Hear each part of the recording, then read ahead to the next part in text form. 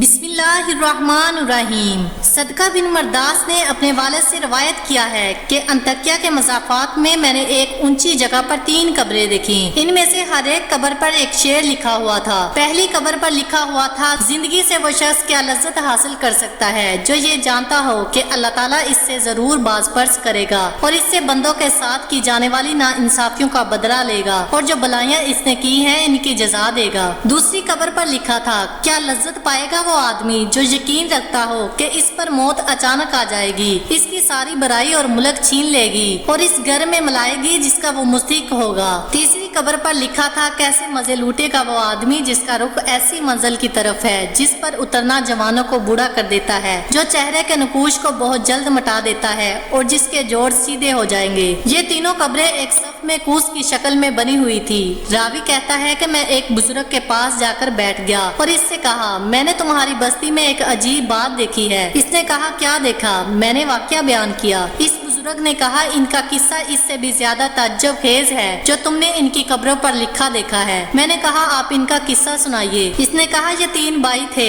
ان میں سے ایک بڑا عہدیدار تھا جو بادشاہ کے ساتھ رہتا تھا اور شہروں لشکروں کے انتظام پر مامور تھا۔ دوسرا ایک مالدار تاجر تھا، وہ بھی بادشاہ کے خاص لوگوں میں سے تھا۔ تیسرا ایک عبادت گزار آدمی تھا جو عبادت کے لیے اپنے آپ کو فارغ کیے ہوئے تھا۔ جب اس عبادت گزار کی موت قریب آئی تو اس کے بھائی اس کے پاس جمع ہو گئے اور کہا، اے میرے بھائی، آپ کو کچھ وصیت کرنی ہے تو وصیت کر دیجئے۔ اس عابد آدمی نے کہا، کیا وصیت کروں؟ اللہ کی قسم، میرا کوئی مال نہیں ہے کہ میں وصیت کروں، نہ میرا کسی پر قرض ہے جس کے لینے کی وصیت کروں۔ میں نے دنیا میں کوئی چیز نہیں چھوڑی جس کے لوٹنے کا اندیشہ ہو۔ غدار بھائی نے کہا، اے میرے بھائی، یہ میرا مال تیرے سامنے ہے، اس میں سے جو چاہو کہو اور جو دل چاہے وصیت کرو۔ اس آدمی نے اپنا رخ پھیر لیا۔ تاجر بھائی نے کہا، میرے بھائی، تجھے میری کمائی اور کثرت دولت کا پتہ ہے، شاید تیرے دل میں کسی بلائی کا ارمان رہ گیا ہو جو مال خرچ کیے بغیر حاصل نہ کیا جا سکتا ہو۔ یہ میرا مال ہے، اس میں سے جو چاہو حکم کرو، اس کو پورا کروں گا۔ وہ بھائی ان دونوں کی طرف متوجہ ہوا اور کہنے لگا، مجھے تمہارے مال کی کوئی ضرورت نہیں، لیکن میں صرف ایک اقرار تم سے لینا چاہتا ہوں جس میں تم وعدہ خلافی نہ کرنا۔ انہوں نے کہا، وہ کیا ہے؟ اس نے کہا، جب میں مر جاؤں تو مجھے غسل دو اور کفن پہنا کر ایک اونچی زمین پر دفن کر دو اور میری قبر پر لکھ دینا کہ زندگی سے وہ آدمی کیا مزے لے سکتا ہے جو یہ جانتا ہو کہ اللہ تعالیٰ اس سے باز پرس کرے گا اور اس سے بندوں کے ساتھ ناانصافی کا بدلہ لے گا اور نیکیوں کی جزا دے گا۔ جب یہ کام کر دو تو روزانہ میری قبر پر آیا کرنا، شاید تمہیں نصیحت نصیب ہو۔ انہوں نے اس کی موت کے بعد ایسا ہی کیا۔ اس کا عہدیدار بھائی اپنے لشکر کے ساتھ قبر پر آتا اور اتر کر ان اشعار کو پڑھتا اور روتا۔ جب تیسرا دن ہوا تو لشکر کے ساتھ اس پر معمول آیا اور اتر کر رونے لگا۔ پھر جب واپسی کا ارادہ کیا تو اس نے قبر میں سے دڑم کی آواز سنی، قریب تھا کہ اس کا دل پھٹ جاتا۔ چنانچہ وہ گھبراہٹ اور خوف کے ساتھ واپس آ گیا۔ جب رات ہوئی تو اس نے اپنے بھائی کو خواب میں دیکھا اور اس سے پوچھا، اے میرے بھائی، تمہاری قبر سے جو آواز آئی وہ کیا تھی؟ اس نے کہا، وہ ہتھوڑی کی آواز تھی۔ مجھے کہا گیا تو نے مظلوم کو دیکھا، پھر بھی اس کی مدد نہ کی۔ چنانچہ وہ آدمی صبح غمزدہ اٹھا اور اپنے بھائی کو اور دوسرے خاص لوگوں کو بلایا اور کہا، میں سمجھتا ہوں کہ ہمارے بھائی نے جو اپنی قبر پر اشعار لکھنے کی وصیت کی تھی، اس کا مقصد مجھے تنبیہ کرنا تھا اور میں تمہیں گواہ بناتا ہوں کہ آئندہ میں تمہارے درمیان نہیں رہوں گا۔ چنانچہ اس نے امارت چھوڑ دی اور عبادت میں مشغول ہو گیا۔ لوگوں نے بادشاہ کو بتایا تو بادشاہ نے کہا، اسے چھوڑ دو، جہاں چاہے چلا جائے۔ چنانچہ وہ پہاڑوں اور صحراؤں میں رہتا رہا یہاں تک کہ اس کی موت قریب آئی اور وہ چراہوں کی ایک جماعت کے ساتھ تھا۔ اس کے بھائی کو خبر پہنچی تو وہ حاضر ہو گیا اور کہا، اے میرے بھائی، کوئی وصیت کرنی ہے تو کر دو۔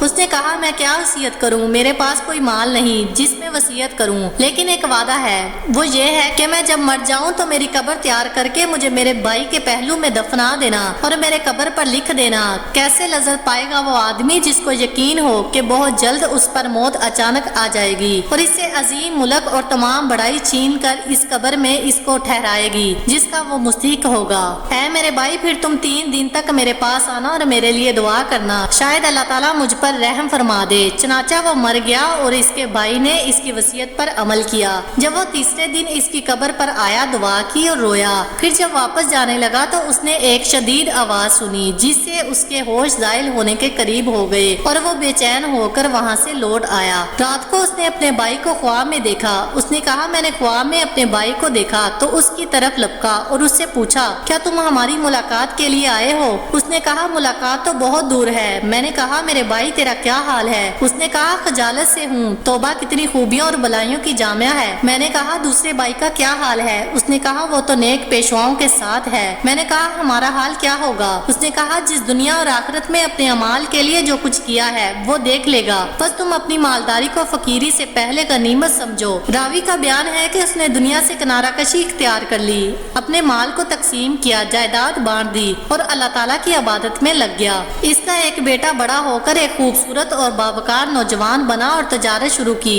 یہاں تک کہ تجارت میں ایک خاص مقام حاصل کیا۔ اس کے باپ کی موت قریب آئی تو اس نے اپنے باپ سے کہا ابا جان وصیت کر دیجئے۔ اس نے کہا میرے بیٹے تیرے باپ کا کوئی مال نہیں جس میں سے وصیت کرے، لیکن میں تجھ سے ایک وعدہ لیتا ہوں کہ جب میں مر جاؤں تو مجھے اپنے چچاؤں کے ساتھ دفن کر دینا اور میری قبر پر یہ اشعار لکھ دینا، کیسے مزے لے سکے گا زندگی سے وہ آدمی جس کا رخ ایسی قبر کی طرف ہو جس کی داڑھ نوجوانوں کو بوڑھا کر دیتی ہے اور چہرے کا رنگ اڑا دیتی ہے اور جلدی جلدی جسم اور جوڑوں کو بسیدہ کر دیتی ہے۔ جب یہ کام کر لو تو اس کے بعد 3 دن تک میرے پاس آیا کرنا اور میرے لیے دعا کرنا۔ اس نوجوان نے وصیت پر عمل کیا۔ جب تیسرا دن ہوا تو اس نے قبر میں سے ایک آواز سنی۔ آواز اتنی شدید تھی کہ جسے اس نوجوان کی جلد سکڑ گئی اور رنگ اڑ گیا اور اس پر بخار چڑھ گیا اور وہ گھر واپس آ گیا۔ رات کو خواب میں اس کا باپ آیا اور کہنے لگا میرے بیٹے تم ہمارے پاس آنے کے قریب ہو اور موت تمہارے قریب تر ہے، بس تم اپنے سفر کی تیاری کر لو اور کچھ کا بندوبست کرو،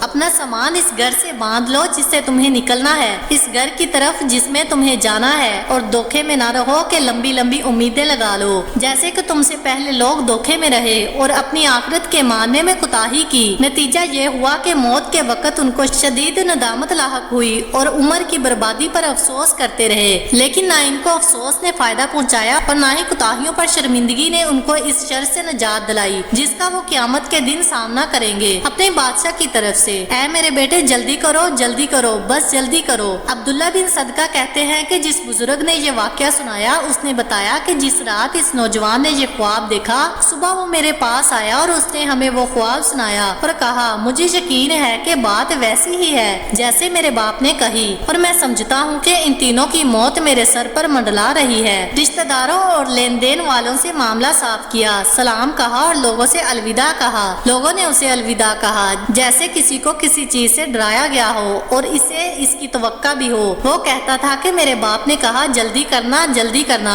ان تینوں سے مراد 3 لمحات، 3 دن یا پھر 3 مہینے ہو سکتے ہیں۔ چنانچہ وہ نوجوان 3 دن تک صدقہ کرتا رہا۔ جب اس خواب کو تیسرا دن ہوا تو اس نے صبح سویرے اپنے اہل و عیال کو جمع کیا اور ان کو الوداع کہا اور سلام کہا، پھر قبلہ روح ہو کر لیٹ گیا اور آنکھیں بند کر لیں اور کلمہ شہادت پڑھا اور وفات پا گیا۔ اس کے بعد ایک عرصے تک لوگ اس کی قبر پر دور دراز سے آتے اور نماز پڑھتے تھے۔